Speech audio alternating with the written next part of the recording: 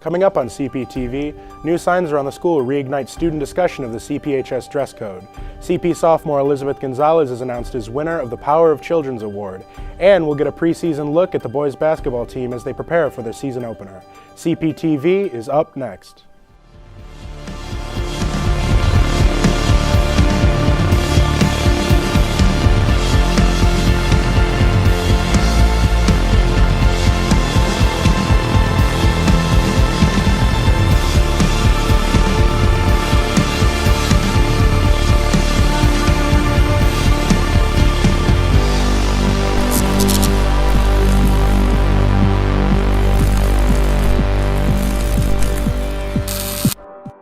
Hi, I'm Melly Lockhart. And I'm Ben Land. Welcome to Cptv. Kirsten Robinson will have your 5-day weather forecast, and Andrew Mild will bring us CP sports highlights. Here's what's happening at Crown Point High School.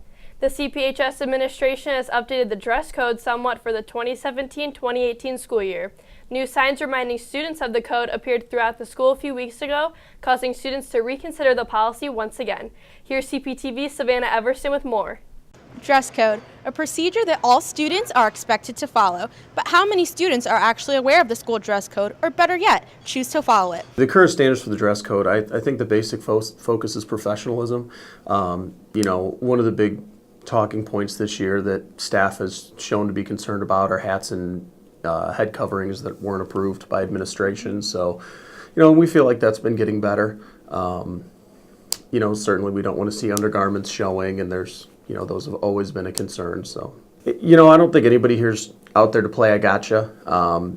Typically it's just going to be a warning or a reprimand, just a request to help the student or remind them of what the dress code is if they're not following it, and, a request possibly to make sure they're following the proper protocols. I do think majority of students follow dress code. I haven't seen with my eyes anybody else who doesn't.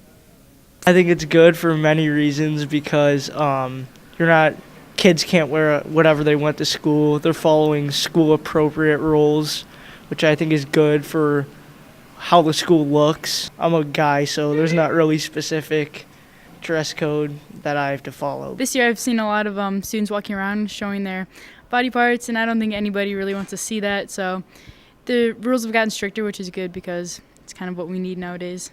I feel like the dress code is reasonable for multiple reasons. I just feel like they want you to look presentable because they're getting you ready for college, and I feel like that having a dress code just implies that more to have you to look forward and look presentable for people that you're going to be maybe hired for. So I do believe the dress code is reasonable. Well, I think dress codes are pretty good for the school because it helps it create more of a business environment. But I think some of it's a little bit unnecessary, the part where you can't show shoulders. I think that's a little unnecessary because it's just a shoulder. But I think covering up underwear makes sense.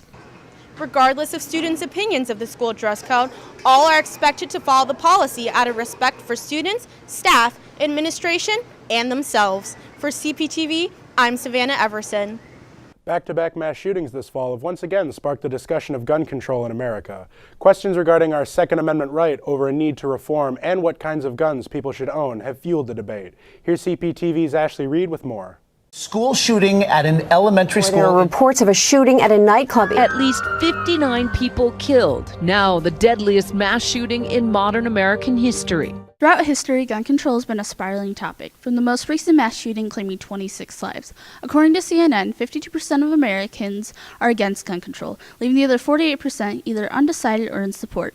Some people believe that only our 5 branches of the military and our police force should be armed, but others believe that civilians should also be armed. This is what the CPHS students had to say about this topic.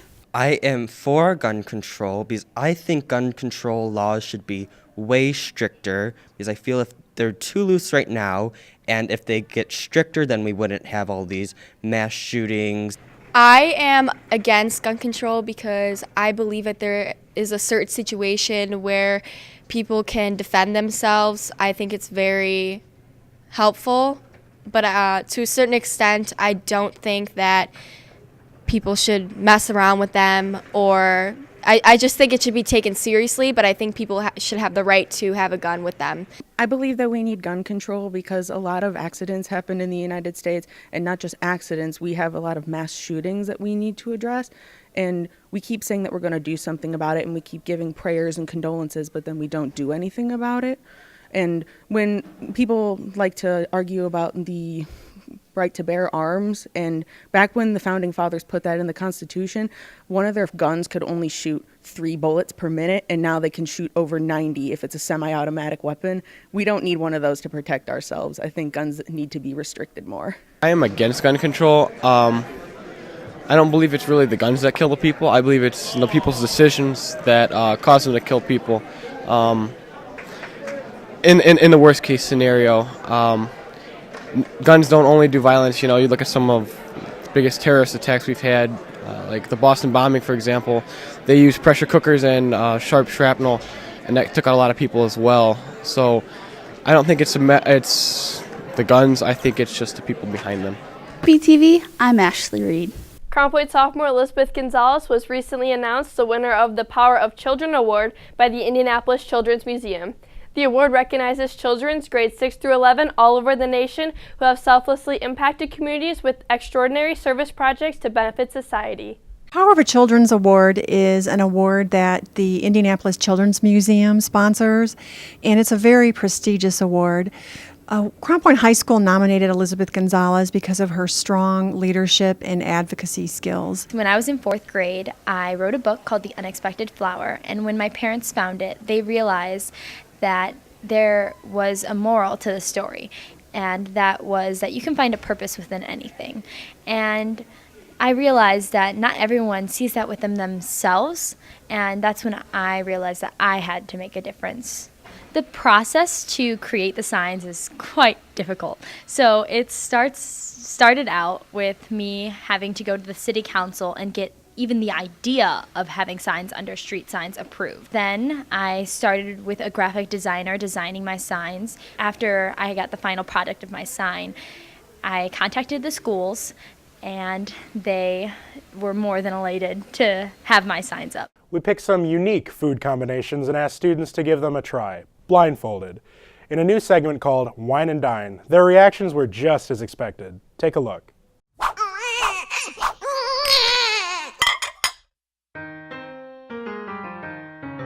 Oh, I'm scared. I'm scared.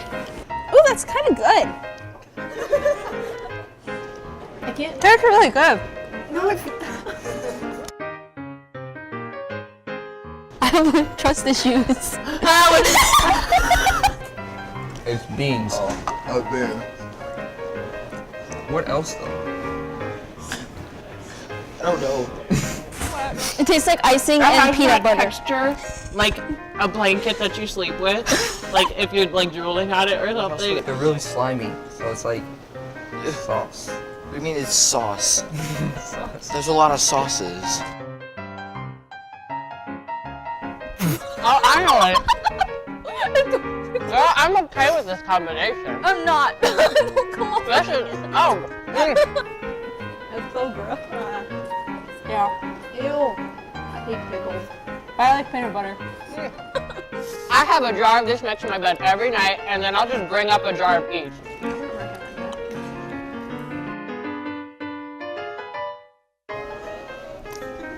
Oh.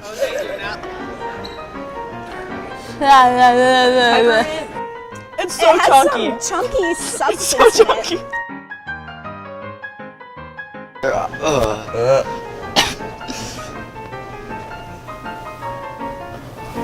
Are you feeling it?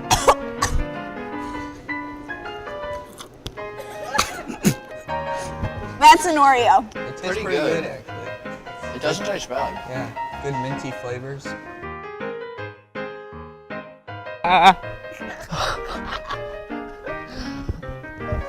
Oh, this man. What else is it? Oh my god. Oh, what it is. I don't know what It's a mayonnaise. I'm going mayonnaise. That's obvious. Who would put a banana with mayonnaise? That is not a pleasant thing.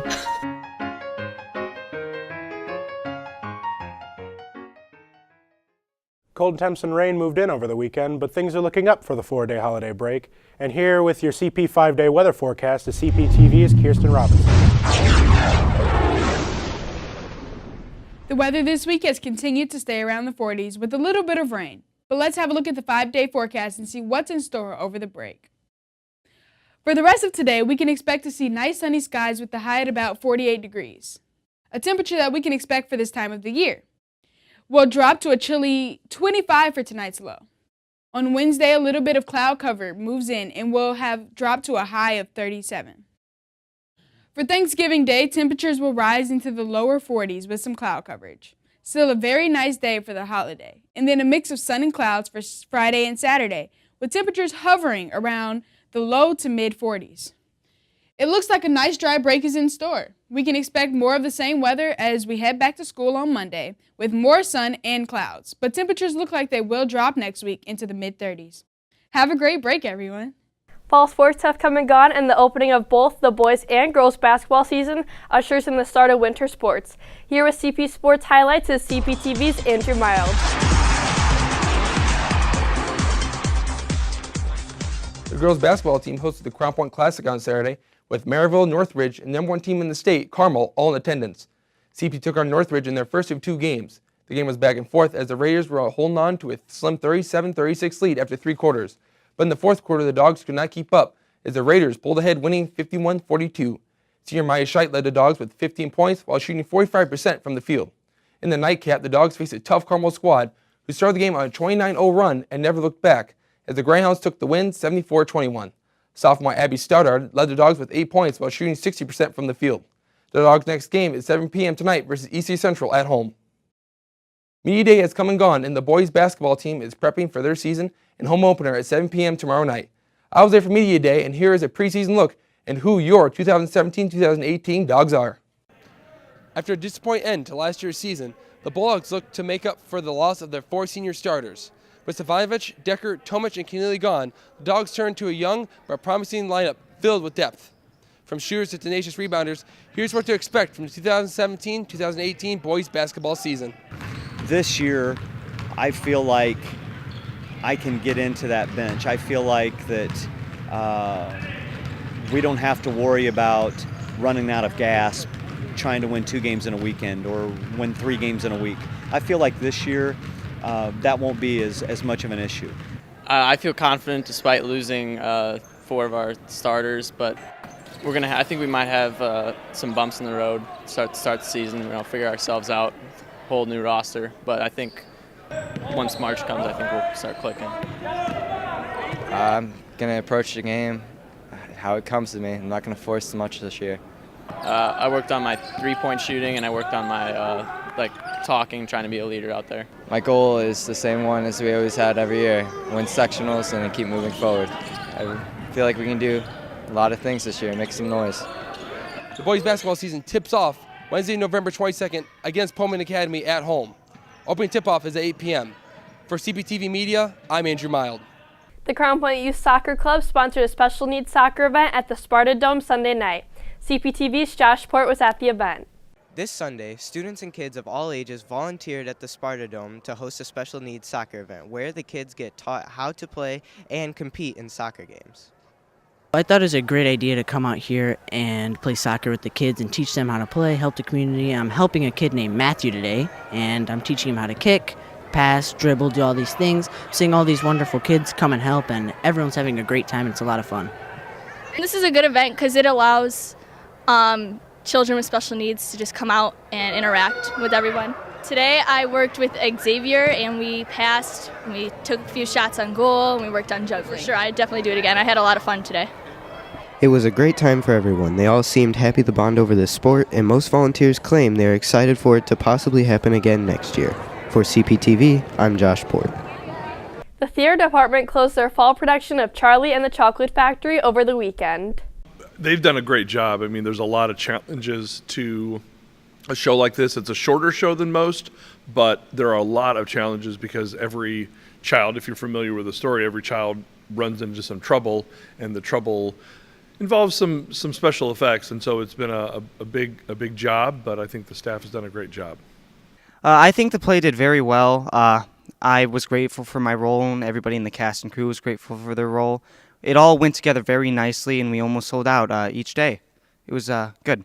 Yeah, finishing the first show was a real great moment for me. We saw everybody out there, and it was really fantastic considering that the football game was going on, and I wasn't expecting a big crowd. But there was a lot of people, and the applause felt really good. Everybody did a real swell job, and I'm Grandma Georgina, and I'm an Oompa Loompa. The grandparents are only in the first 20 minutes of the play, so the rest of the time during the play, I'm an Oompa Loompa. And the costumes and the makeup are just so fun. When I'm a grandma, I get to have crazy age makeup and a big wig and fun nightgowns. It's so fun. And then for when I'm an Oompa Loompa, I have bright orange makeup with purple contour and this hilarious costume. It's just so much fun to do both. With Thanksgiving just days away, it's always interesting to hear just what exactly students have planned for their 4-day weekend. Here's CPTV's Armando Bracco with more. With Thanksgiving coming up and it being a time to celebrate and give thanks, but people also celebrate many traditions on this day. But what exactly are those traditions? Spending time with family over Thanksgiving, that's a crucial part to me. My mom always makes this pecan pie that's really special. She makes it every year. And it's all about family time, just thankful for the people that brought you up.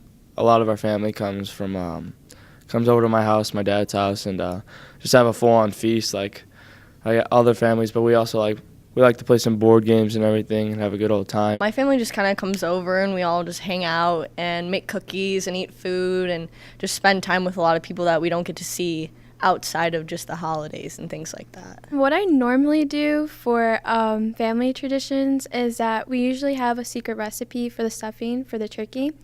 So normally I just go to the kitchen and make it with my mom. Traditions are something that all families have over the holidays, and it's what even makes it more special for some.